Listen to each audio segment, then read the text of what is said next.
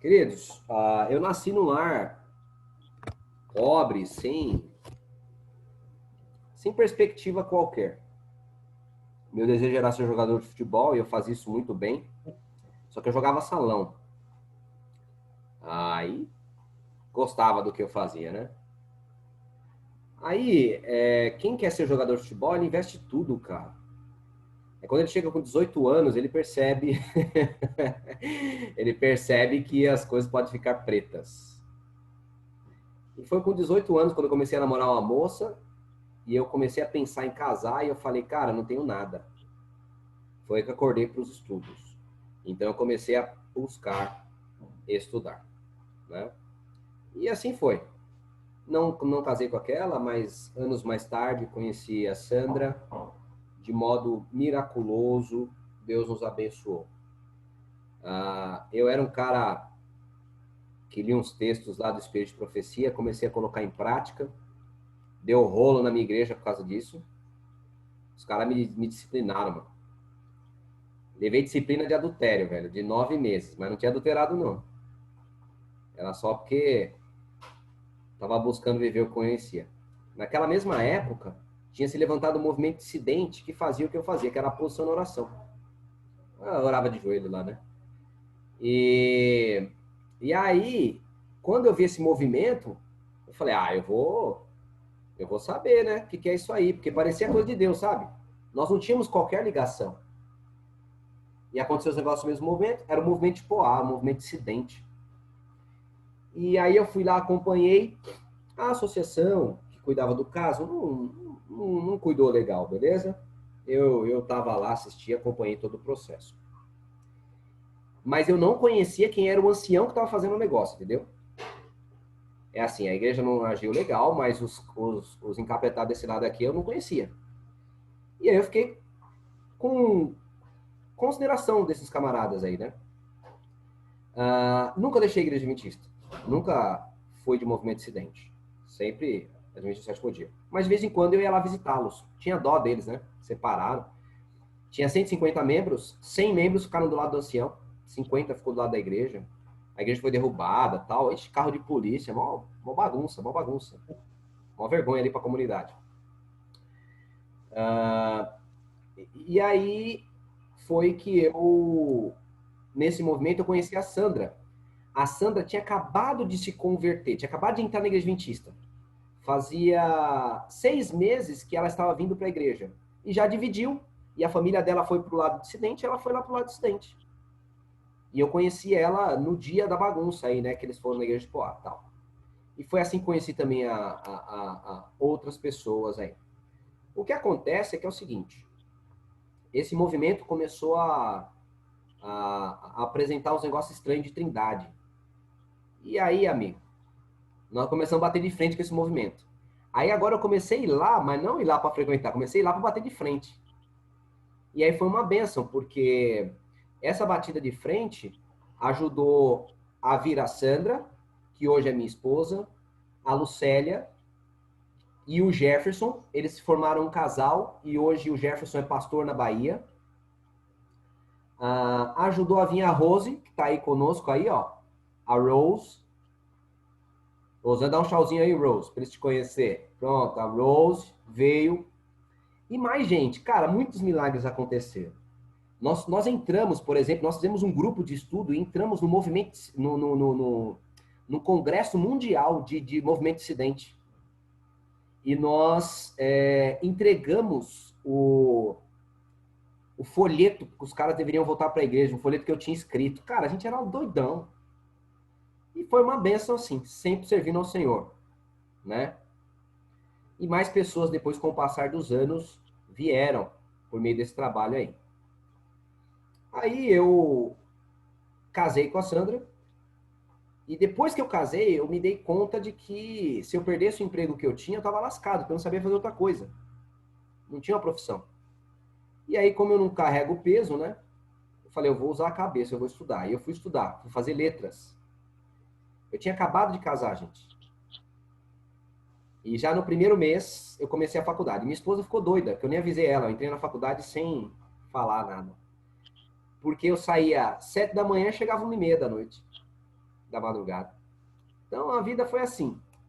Já logo no começo de casado aí. Adotamos algumas crianças, né? Já morou com a gente 21 pessoas. Morou com a gente 21 pessoas, que a gente pegou da rua, bêbados, crianças e tal. Tem uma história bem legal em relação a isso. E até o momento em que eu recebi um convite para ir para Minas Gerais, para que eu pudesse ser obreiro bíblico, né? Só que é o seguinte, eu era concursado, trabalhava no Estado, e tinha passado num outro concurso, e meu salário ia dobrar. Então, na época, o salário era R$ 750, o salário ia para 1.500. Eu vivia bem com R$ 750. Você imagina agora se eu fosse ganhar 1.500.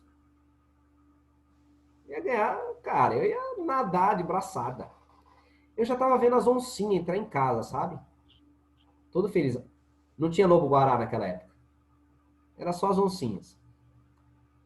E aí nessa época, que meu salário ia dobrar, que eu ia entrar como professor de inglês lá do estado, eu recebi o chamado aí, um convite para virar missionário. E eu falei com a minha esposa falou, pouco com Deus é muito, vamos embora. Falei, o que que dá casar com crente, né? Tá vendo? É dose, casou com crente. E ela falou, mas como é que a gente vai viver? Eu falei, não sei, vou conversar com ele. Quando eu conversei com ele, ele falou assim, ó, você vai ganhar um salário de R$ 750 lá. E aí eu fiquei pensando, e aí? Continua aqui desenvolvendo os trabalhos que eu continuava trabalhando para Deus. A gente guiava um clube de desbravadores lá em Itaquaquecetuba, a Rose estava com a gente. Tinha 150 crianças, 140 não eram adventistas. Então, um trabalho tremendo a gente desenvolveu. Eu trabalhava para Deus demais, pregava nas igrejas, dava aula de Bíblia e tal. Tinha a Escola dos Profetas no José Bonifácio, uma escola que durou 18 anos. Estava 9 anos à frente dela ensinando Bíblia. Então, eu continuava trabalhando. Então, continuo trabalhando para o Senhor aqui, ou largo tudo e vou para o campo missionário, que ninguém quer ir para o campo missionário. Aí fizemos uma loucura, largamos os concursos e fomos lá para o campo missionário para ganhar R$ 750. Uma filha minha, ela nasceu com problema renal. Nasceu com um rim só. O outro não se desenvolveu, é cheio de nódulozinhos assim. Se desenvolveu. E esse rim que se desenvolveu, ele funciona 30%. Eu nunca entendi isso, porque a gente vivia no auge da nossa alimentação. Não comia carne, queijo, leite, ovos, nada, só alimentação. Né? O filho do maconheiro, tudo bonitinho, e o meu, todos, não entendia. Pois é. Quando chegamos lá como missionário no sul de Minas Gerais, a mulher, a assistente social foi em casa. E aí minha esposa contou o testemunho. Olha, minha filha é assim, assim, assado tal. Contou o testemunho, porque ela era para ter morrido no ventre. E Deus tinha abençoado ela, estava viva, né? E quando a minha esposa contou para ela, como forma de testemunho, ela falou, nossa, ela tem esse problema? Tem um Nietzsche aí, eu vou ver isso aí. E a mulher foi embora, a gente não sabia o que era. Depois a mulher ligou e falou, vem aqui que eu encontrei a enfermidade dela. Aí minha esposa foi lá com os documentos, o que que era? Era um benefício de R$ 750. Então, quando eu fui para o campo missionário, eu continuei ganhando os 1.500 que eu ganharia se eu tivesse ficado em São Paulo. Ó, Benção pura. então entenda, você vê Deus aí, né?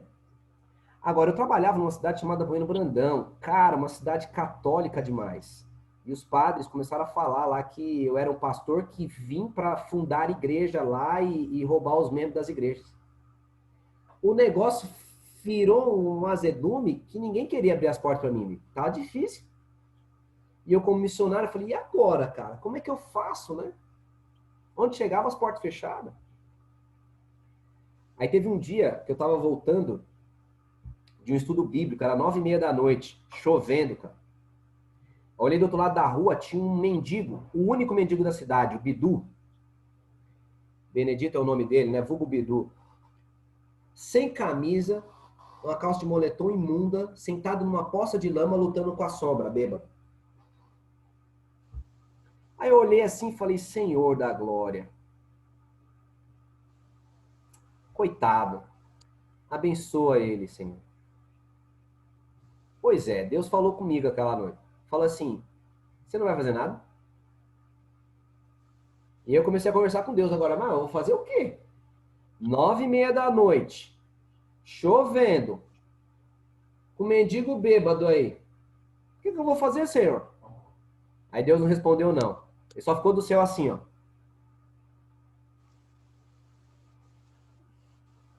Só olhando assim, ó.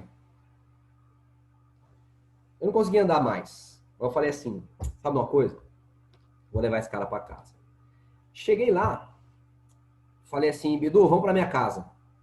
Ele falou, eu não quero ir para casa de seu ninguém.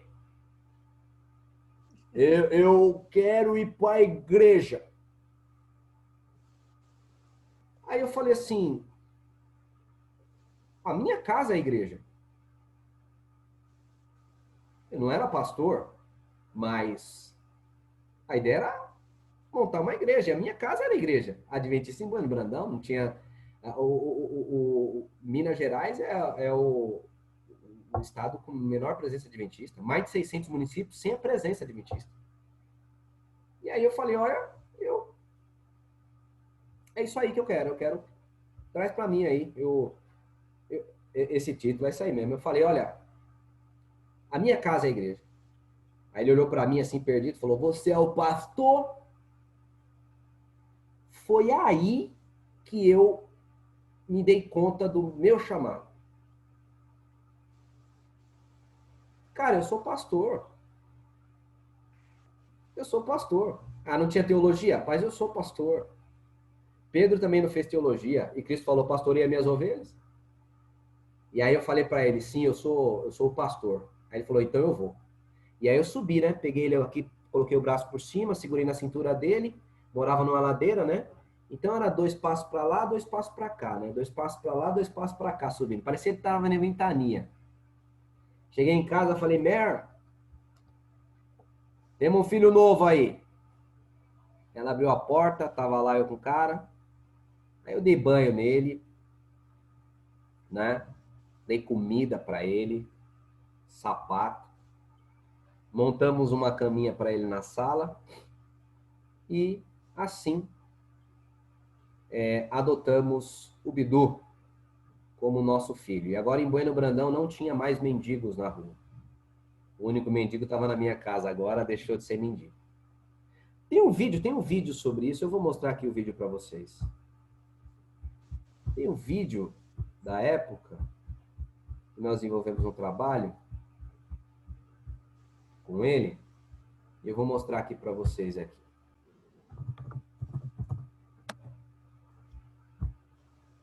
Né? Para aumentar a confiança de vocês no que eu estou falando. Não estou contando, né, conto da carochinha, não. É verdade.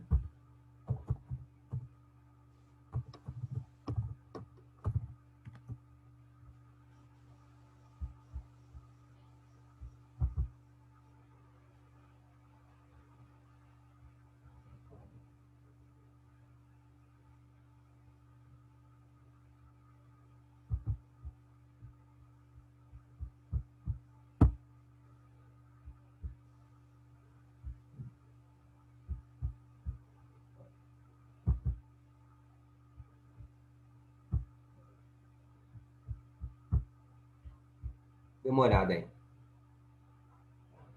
Curtinho. 2 minutos.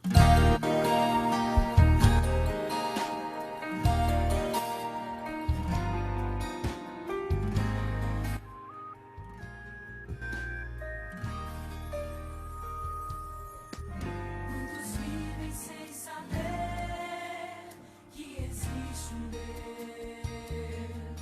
sem saber que existe salvação. Se eu posso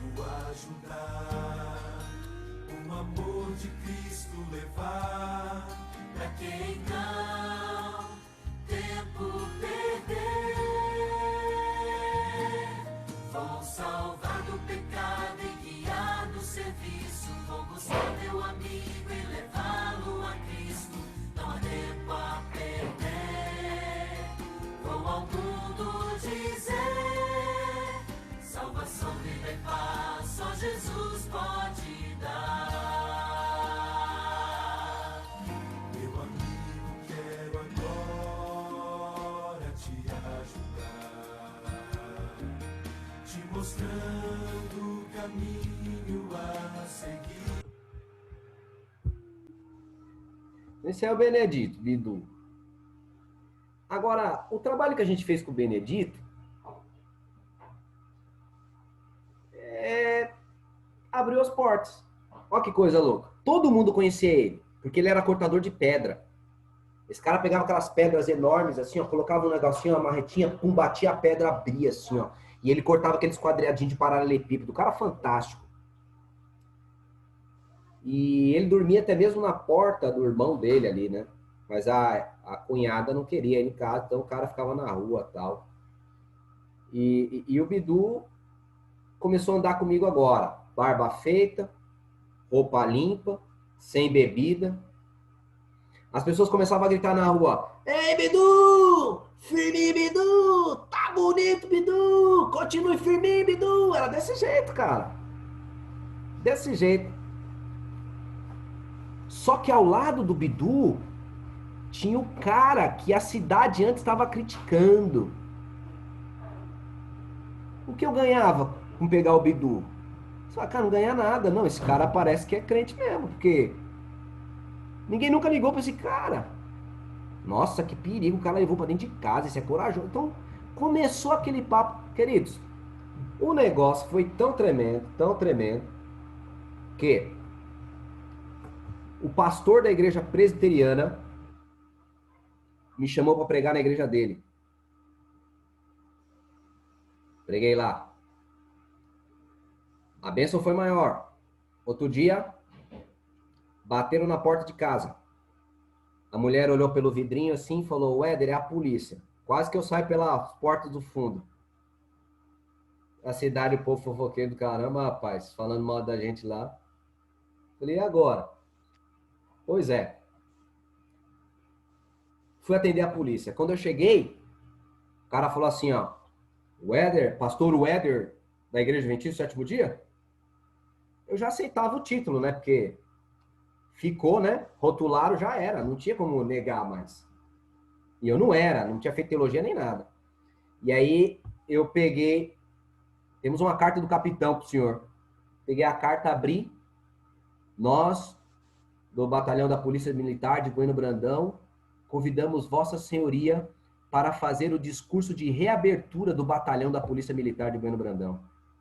Pô, um monte de político, um monte de padres, um monte de pastores ali, cara, tradicionais lá. Eu tinha acabado de chegar, pô. Aí eu fui fazer o discurso de reabertura do batalhão. Só que é o seguinte, eu cresci na Coab 2, gente. José Bonifácio Itaquera, vai Corinthians. Eu vi ali como é que a polícia trabalhava. Então os caras lá, os vizinhos, roubavam, a quadrilha roubava, e aí os policiais iam lá, porque eles sabiam quem roubou, quanto roubou, e ia lá para pegar a parcela deles. Senão ele prendia os caras. Então eu cresci com a imagem de polícia, cara, não gostava de polícia. E agora eu tinha que fazer um discurso para a reabertura do batalhão da polícia. E olha, gente, eu sou um cara que normalmente sou franco, viu? Muito franco.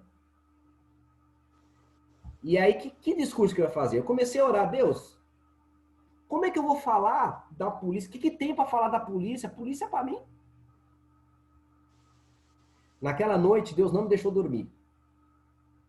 Não me deixou dormir. E eram as 2:30 da manhã, veio um insight. Onde começou a polícia? E eu comecei a pensar na minha mente, buscar onde começou a polícia. E aí Deus falou assim, a polícia começou no céu. Quando Satanás formou a quadrilha, Deus arrumou um batalhão de choque, desceu a borrachada neles e jogou eles para fora. Foi lá que começou a polícia. Falei, nossa, senhor, que é mesmo? Adão e Eva caiu em pecado.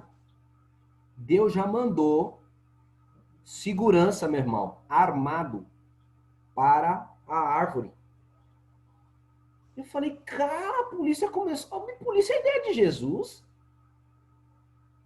Rapaz, aí você vai para Romanos 13, que fala assim, ó. que se você fizer o mal, as autoridades não traz em vão a espada. Elas são ministros de Deus para efetuar a justiça. É lógico que policial que não presta, como eu mencionei para vocês. Mas o grupo, a ideia do grupo, o trabalho, o policial que faz honestamente o trabalho de Jesus. Aí o discurso veio na cabeça, cara, fenomenal, montou o discurso. E aí eu fui lá, gente. Aí tem lá também o discurso na internet, aí fiz o discurso. Vou mostrar um pedacinho do discurso também? Só um pedacinho só.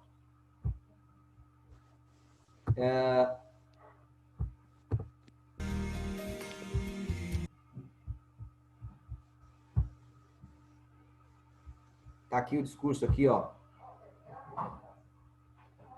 Eu tô falando é verdade, eu não tô mentindo, não.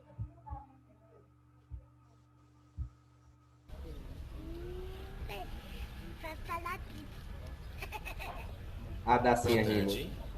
A Sandra gravando, parece um tsunami. Uma cerimônia tão alegre. A Sandra gravando, parece um tsunami, que ela tá com 2 crianças e segurando o celular. Pois é, eu fiz discurso de reabertura do batalhão da Polícia Militar. Prefeito, deputados lá, os vereadores, quer dizer, os fazendeiros, os homens importantes, os caras fera. Veio a Polícia Militar lá de Minas Gerais, lá, a orquestra, cara, e me chamaram lá e eu fiz lá o discurso. O discurso foi legal, muito bem dito, a ponto de um cara vir correndo atrás de mim, um jornalista. Cara, eu quero te entrevistar. E eu, que era estrela do momento, falei assim, agora não posso, eu tenho um estudo bíblico agora e eu preciso me retirar. Ele falou, mas você sabe onde é a rádio? Eu falei, sei. Você pode ir lá amanhã? Pode ir lá amanhã. Eu falei, eu vou dar uma olhadinha. Se tiver espaço, a gente aparece lá assim. E eu fui dar estudo bíblico mesmo, né? Aproveitar o meu momento de fama. E aí eu fui lá. No dia seguinte, eu fui lá na rádio. Quando eu cheguei lá, o radialista tinha uma lista de perguntas da Bíblia. E ele começou a fazer perguntas para mim. E Deus abençoou que eu respondi todas. Naquela época, eu já tinha ido na rádio para ver quanto que cobrava um anúncio. Porque eu queria anunciar o curso de saúde e emagrecimento e o curso Como Deixar de Fumar que eu ia iniciar. Só que o cara me falou R$500. R$500 para quem ganhava R$750? Não dava. Então, eu não ia fazer o anúncio. Mas Deus abriu dessa maneira as portas, porque ele, ao me entrevistar, eu fiz os anúncios dos 2 cursos que eu ia iniciar, gratuitamente. Pois é. Outro dia, a vizinha fala, o filho do prefeito veio aí na sua casa. Filho do prefeito? O que o filho do prefeito quer comigo? Nem conheço o cara. Eu não sabia que o radialista era o filho do prefeito. E ele sentou lá no meu sofazinho de pedra velha outro dia, chegou. Falei, pois não, que devo a honra. O que eu preciso para ser um adventista do 7º dia? Eita, que Ô, maravilha. Glória, estudar a Bíblia e cair para dentro. Ele falou, então vai estudar, não só eu, mas eu e minha esposa. A esposa dele era uma importante farmacêutica lá lá na cidade, lá. E assim foram batizados também, o filho do prefeito aí, a nora, tal. Era um advogado, um cara, radialista importante da cidade lá. Então, queridos, você está vendo que Deus cuidou de mim? Tá vendo? Tem mais. Não acabou a bênção. E ainda, enquanto eu viver, a bênção vai continuar acontecendo. Amém. É lógico que eu não vou deixar de passar a privação. Mas as provas são obreiras de Deus para burilar o caráter, né? Olha só o que acontece. O meu líder do ministério resolveu mudar o trabalho. O trabalho era de 3 em 3 anos em cada lugar. Ele resolveu mudar de 6 em 6 meses para alcançar mais cidades. Aí eu falei, amigo, deixa pelo menos anualmente, porque eu tenho filhos em idade escolar. E é ruim sair do meio do ano e ir para outra. Parece cara de circo, o cara não aprende nada. Tem problemas emocionais até. Porque monta amizade e desfaz, vai para outra. Aí é difícil. Então, ele não quis fazer de uma. E aí eu tinha que sair do ministério agora, mas eu não queria sair do campo. Eu gostei de estar no campo trabalhando para Deus, como missionário. Eu falei, Senhor, o que eu vou fazer agora? E aí os pastores começaram a falar, vai fazer teologia, vai fazer teologia. Eu já tinha feito vestibular uma vez, em 1999, quando eu terminei o ensino médio. Mas, como eu não passei, eu falei, Deus não quer que eu seja pastor. E assim ficou. Então eu ficava relutando agora. Não, Deus já falou que não é para ser pastor. E aí a minha esposa falou, Éder, será que não era para você conhecer todos aqueles movimentos dissidentes, as heresias e combater, que você aprendeu muito nesse período? E Deus quer que você faça isso agora? E eu fiquei com dúvida. Quando minha mulher falou, né? Eu falei, você toparia ser mulher de pastor? Ela falou, toparia. Tudo que Deus desejar. Eu falei, tá bom, vou fazer o vestibular. E eu falei, se Deus quiser, também não vou estudar, não.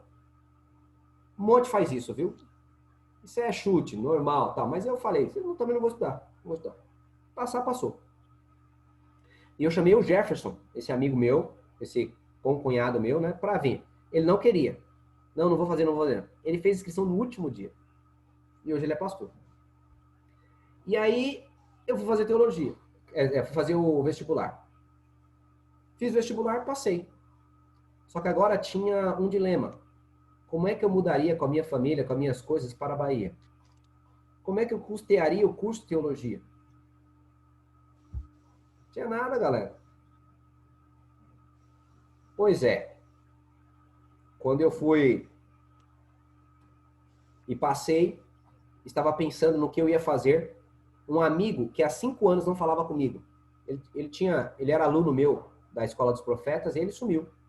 5 anos depois, o cara entrou em contato comigo. Falei, cara, como você conseguiu meu telefone? Não, eu falei com o pessoal no Facebook, consegui e tal. Como é que você tá? Tô bem, cara, tal. Tu, onde você tá? Tô na Bahia. Rapaz, nós vamos ser vizinhos. Por quê? Porque eu passei em teologia e vou estudar teologia. E aí o cara falou assim pra mim, cara, que legal, o que eu posso ajudar? Falei, nada, só peço que você ore. Não, o que você está precisando? Tô precisando de nada, só peço que você ore. Tá precisando de tudo, gente. Não tinha casa lá, não tinha como me manter lá, não tinha como eu mudar pra lá.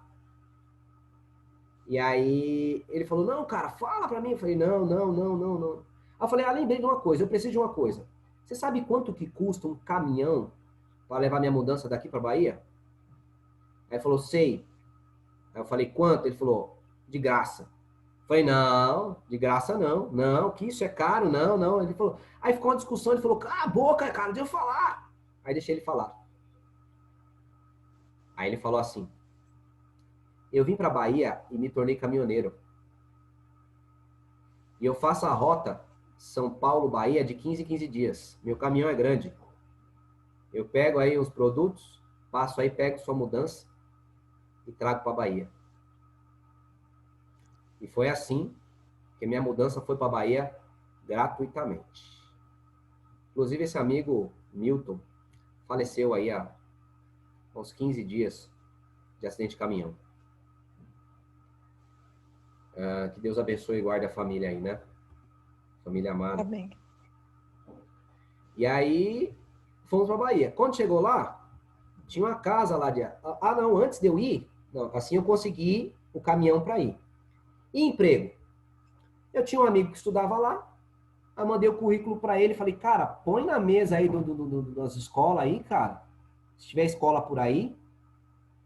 Aí ele falou, pode deixar comigo. E ele deixou lá no Colégio Adventista. A mulher me ligou, falou assim, professor Weder, oi, tudo bem? Aqui é... Esqueci o nome da mulher, depois eu lembro. E eu quero marcar contigo aqui a entrevista para você fazer. Quando você pode vir nessa semana? Eu falei, filha, eu não posso. Eu tenho que terminar meu trabalho aqui de missionário. Eu sou missionário no sul de Minas Gerais. Só em dezembro eu posso, só em janeiro eu posso. Ela falou, não, em janeiro o professor já tem que estar contratado. Não posso. Aí eu falei, puxa vida, que pena, mas Não tem como. Ela falou, não, professor, você não espere que eu te contrate por telefone, né? E acabou. Assim ficou. Continuei trabalhando. Faltando uma semana para eu ir para Bahia, essa mulher ligou e falou, não sei o que aconteceu, mas Deus está pedindo que eu contrate você e seu concunhado. Ela não precisava contratar os dois, só precisava contratar um. Porque os dois eram graduados em letras. Fizemos a faculdade juntos. Então ela precisava só contratar um. Ela foi e contratou os dois. Deus está mandando. E aí, fui para Bahia com emprego garantido. Quando cheguei lá, fui ver casa. Quer dizer, antes de ir, né? Eu falei com um amigo, ver casa. Ele falou: a mulher quer 3 meses antes de calção. Eu falei: pai, que eu não tenho, não. Ela falou: manda esse cabra vir aí, deixa ele entrar sem pagar mesmo, ele paga depois. Consegui casa também. Na minha casa tinha um coqueiro, cara. Esse coco verde aí, só que era doce. A água dele era doce. Maravilhosa. Tinha um pé de acerola que frutificava o ano inteiro. O ano inteiro. Fantástico. Eram baldes e baldes de acerola. Ainda tinha graviola também lá no pé. E, gente, uma benção. Fui fazer teologia, fiz um curso abençoado. Um curso abençoado. É uma pena que eu estava trabalhando. Eu queria só comportar de repente, né? Porque eu teria tirado as melhores notas, né? Mas eu não pude fazer. Mas fiz um bom curso. No último ano me colocaram como líder espiritual da turma e eu me tornei líder espiritual de todo o seminário, porque ele montou o MIES, o Ministério Espiritual lá dos teólogos. E aí fiquei líder espiritual de todo o seminário. Muito legal. Desenvolvemos um trabalho top. E o diretor do seminário falou: Éder, eu te recomendei como pastor para Rondônia. Aí beleza. Eu vim para São Paulo, para casa da mamãe, só aguardando o chamado, e nada de chamado vim. Aí uns 2, 3 meses depois, meu concunhado, o Jefferson, entrou em contato comigo e falou assim: Éder, seu telefone não está pegando. Como assim? Tal. Aí ele explicou, né? Conseguia se falar por WhatsApp, mas não conseguia falar ligando. Meu telefone, quando veio da Bahia, não pegou aqui. Ou seja, se ligaram de Rondônia, eu perdi o chamado. Porque, como é que eu fiquei sabendo? Como é que ele ficou sabendo que meu telefone estava pegando, né? Ele recebeu um telefonema de Rondônia. Falou: Jefferson, tudo bom? Tem um lugar aqui para ser vice-diretor e tudo mais, tal. Falou com ele, né? E aí o Jefferson, ele falou: ó, eu não posso porque eu já tô com chamada aqui, mas tem um cabra bom aí. Com o cunhado sabe como é que é, né? Tem um cabra bom aí. E aí ele passou o meu contato. Aí a mulher falou assim: ah, o Éder? Ah, não, a nominata dele tá aqui já faz tempo, a gente tá tentando entrar em contato com ele, não consegue. Então, galera, eles tinham tentado entrar em contato com antes, não conseguiram. E foi assim que eu fiquei sabendo que meu telefone não estava pegando. Foi então que eu comecei a entender que nenhum presidente me chamaria. Porque eles não têm meu telefone pega. Eu comecei a entregar agora currículo aqui em São Paulo. E Deus abriu as portas e me chamou como professor de ensino religioso. E eu trabalhei na Liberdade, trabalhei na Lapa e trabalhei na Viliara. E agora eu estou desempregado. Agora, para aí para você pensar. Você acha que todas essas coisas aí que Deus fez, nesse pouco que eu contei, tem mais coisa que eu não contei? Tem mais coisa? Você acha que na realidade é um meio de Deus me desamparar? Não pense nisso. Por isso, o que eu quero neste momento é que vocês orem por mim. Orem por mim. Porque é o seguinte, eu sei do meu valor. Eu tenho conhecimento da palavra de Deus que é perfeitamente apropriado para fazer um buraco no inferno. E eu sei que Deus tem planos para mim. Então, o que eu peço é que vocês orem por mim, para que eu administre esse momento, saiba ler nas entrelinhas os planos de Deus e que Ele me use de outras maneiras. Mas que Ele continue me usando. Amém? Vamos estudar a palavra aí? Essa introdução foi longe, né? Foi 9 horas, gente. Tá para acabar já, né? Foi longe. Mas vamos pegar pelo menos um estudo? Vamos pelo menos pegar... Vamos pelo menos falar das trombetas, vai. Vou sintetizar as trombetas. E aí vocês anotem, que eu não fiz PowerPoint para elas, era para ser feito. A minha vida agora, de agora em diante, vai ser bastante corrida. Como eu falei para vocês, é possível que a gente já entraria numa fériasinhas, por conta de eu entrar de férias. Só que eu não sabia que as férias é definitiva, né? Então, como envolve dinheiro, eu não sei como é que a gente vai acontecer. Mas, por enquanto a gente puder, a gente vai se falando aqui e vamos trabalhando com o Senhor. Nós começamos, então, com as festas Páscoa, Pães Asmos, Primícias. E depois vinha a festa do Pentecostes, nós estudamos o dom de línguas, tanto em 1 Coríntios 14 como em Atos 2 nós estudamos direitinho. E agora a próxima festa que vinha, na realidade, era um grupo de 3 festas também, que era trombetas, expiação e tabernáculos. Trombetas, expiação e tabernáculos. Eram essas 3 festas que vinham já numa sequência, né? As trombetas aconteciam no primeiro dia do 10º mês. Não, primeiro dia do 7º mês. E eles tocavam trombetas todos os dias até o 10º dia do 7º mês, que era a festa da expiação. Aí a festa da expiação era no 10º dia do 7º mês, e depois vinha dos tabernáculos, que era do dia 10 até o dia 21.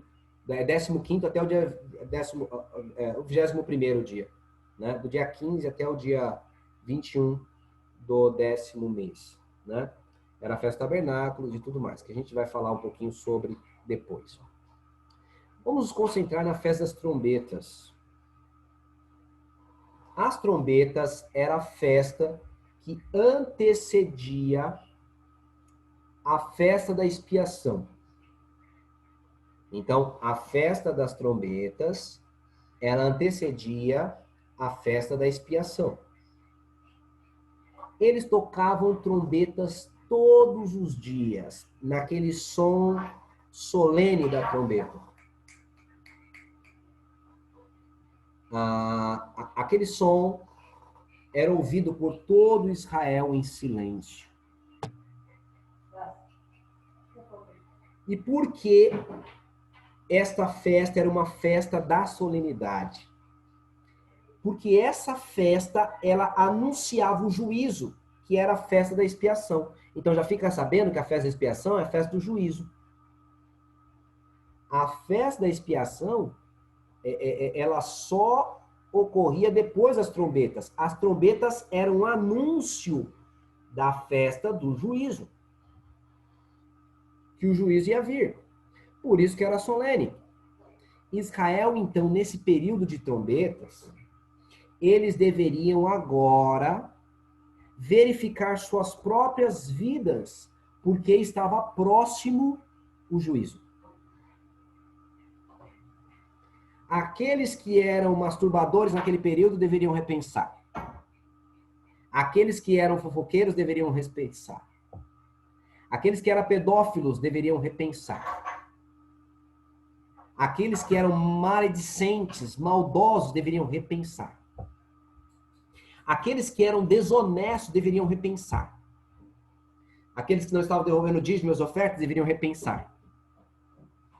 Aquelas esposas que não estavam sendo boas esposas deveriam repensar. Aqueles maridos que não estavam sendo bons maridos deveriam repensar. Aqueles sacerdotes que estavam sendo pilantras deveriam repensar. Todos durante aqueles 10 dias deveriam repensar. E Israel, naquele período, deveria agora oferecer o seu sacrifício, pedindo perdão dos pecados, levando seus pecados ao santuário. Eles precisavam sentar, refletir, pensar em todos os seus pecados, porque se havia um pecado na vida deles, que estavam ali contaminando a existência deles, o livro de registro deles, eles deveriam então confessar esses pecados. Por quê? Porque quando fosse passar no juízo, o sacerdote só intercederia por aqueles pecados que foram ser levados de antemão ao santuário. Então eles não podiam deixar nenhum pecado sem levar com antecedência para o sacerdócio lá, para o templo. Esse era o plano de Deus com a festa das trombetas. E a festa das trombetas, ela deve também tocar os nossos corações e nos levar ao mesmo preparo. Por quê? Porque a festa das trombetas, embora ela tivesse um fim, quando acontecia o dia da expiação, Israel ainda estava contrito, com o rosto em terra, apavoradão. Enquanto estava acontecendo a festa da expiação, Israel ainda continuava em jejum, rosto em terra, pedindo a misericórdia de Deus.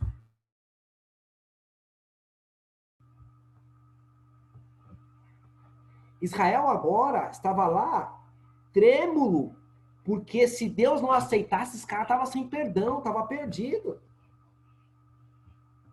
Glória a Deus, que não houve um caso sequer na história do sacerdócio que Deus não tivesse aceitado a sua intercessão. Hoje, a festa das trombetas acabou, mas nós ainda estamos com os mesmos sentimentos da festa das trombetas, porque estamos no tempo do juízo. A festa da expiação está acontecendo agora, que é o ato de Cristo estar intercedendo por nós. Então nós, como israelitas, precisamos agora estar ao redor do santuário com o rosto em terra, pedindo: Senhor Jesus, filho de Davi, tem misericórdia de mim. Você não deve estar preocupado com o vizinho, com o pecado deste, daquele. Na realidade, sua maior preocupação agora não deve ser estudar, casar, arrumar emprego, né, Weber? Sua maior preocupação agora deve ser estar limpo perante Deus. É estar com todos os seus pecados confessados para que Cristo possa interceder. Porque se você não levou os seus pecados ao santuário, Cristo não poderá interceder por você. Ele só intercede pelos pecados que foram entregues a Ele. Estamos vivendo, então, num tempo muito solene, no qual é fácil enganar o pastor, o patrão, a esposa, o marido, os amigos. Mas ninguém que vive uma vida de fachada há de ser redimido. Há de ser aprovado. Porque quem se assenta no juízo é Deus. E Ele sabe. Eu posso esconder a minha vida suja para vocês. Posso esconder até da minha esposa que vive comigo, mas não consigo esconder de Deus. Deus sabe. Então, queridos, a festa das trombetas, ela nos traz essa lição maravilhosa, maravilhosa. E deve nos levar a uma reflexão profunda em relação ao nosso estado espiritual.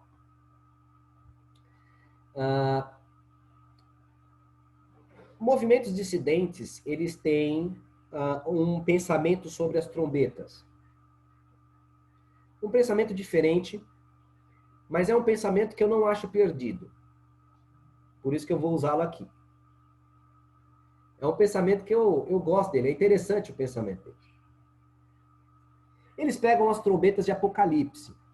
E a Igreja Adventista, por ser um movimento historicista, crê nas trombetas como eventos sucessivos que antecedem o juízo. Então, vai falar lá sobre o trabalho de Átila, os otomanos e tudo mais. As trombetas vai falar sobre isso. Legal. há um apoio para essa visão bem clara, né? E tem os camaradas que são futuristas, que a gente tem que tomar muito cuidado, né? Não gosto disso, não. Mas esse pensamento das trombetas, para os nossos dias, eu acho interessante. E é o que eu quero tratar com vocês. Eles trabalham a ideia de trombetas como se fossem pragas, agora, antes do fechamento da porta da graça, antes do juízo encerrar. E quer a gente queira, quer a gente não queira, antes do juízo encerrar, vai acontecer algumas pragas. Ainda que não seja o cumprimento daquelas trombetas bíblicas, vão acontecer algumas pragas. E essas pragas vão estar anunciando mesmo que estará próximo o fechamento da porta da graça.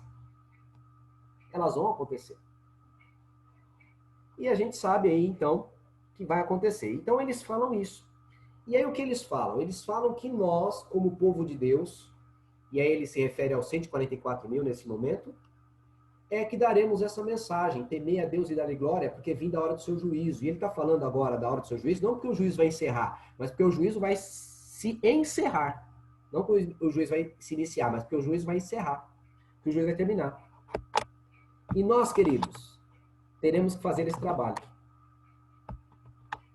De estarmos consagrados a Deus, com todos os nossos pecados confessados ao Senhor, e teremos que anunciar que o juízo em breve vai findar, e que em breve Jesus voltará.